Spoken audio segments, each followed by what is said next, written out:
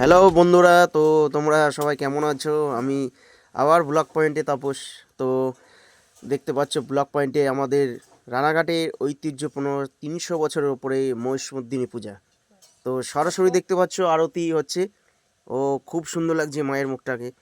তো আমি পূজার সামগ্রী প্রথম থেকে শেষ পর্যন্ত দেখানোর চেষ্টা করব আমাদের পুরো দশমী অবধি। ঠিক আছে, সরাসরি নজর রাখো। ও দেখতে পাচ্ছ পুজো চলছে। এদিকে আমরা পুজোর সরাসরি চারিদিকে মেলাটা একটু পরিক্রমা করছি, একটু ঘুরে বেড়াচ্ছি। তো দেখতে পাচ্ছ পাশে একটি গলি দিয়ে যাচ্ছি, এদিকে সঙ্গে আমার ভাগ্নে ছিল।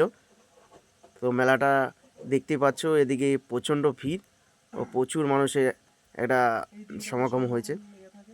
ও এই দিনটা আমরা প্রতি বছরই যাই। এই বছর একটু অন্যরকম ছিল, যেহেতু এবছর সঙ্গে কৃষ্ণনগর থেকে ভাগ্নে এসছে। তো পিছনে দেখতে পাচ্ছ। ও এই পুজো একটা রানাঘাটের একটা জমিদারি স্ট্যাটার থেকে যে 300 বছরে যুগ যুগ ধরে চলে আসছে, আমাদের একটা বিশাল একটা ব্যাপার। তো ছোটোবেলা থেকে আমরা দেখতে পাচ্ছি মহিষমর্দিনী পূজা একটা অন্যতম ব্যাপার। তো বন্ধুরা, যারা যারা আসুনি অবশ্যই এখানে এসে মেলাটাই উপভোগ করে যাবে।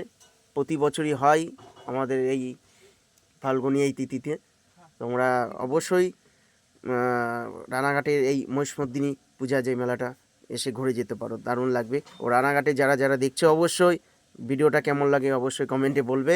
ও পুজোয় কারা কারা গেছো এই বছর আমাকে কমেন্টে অবশ্যই প্লিজ জানাবে।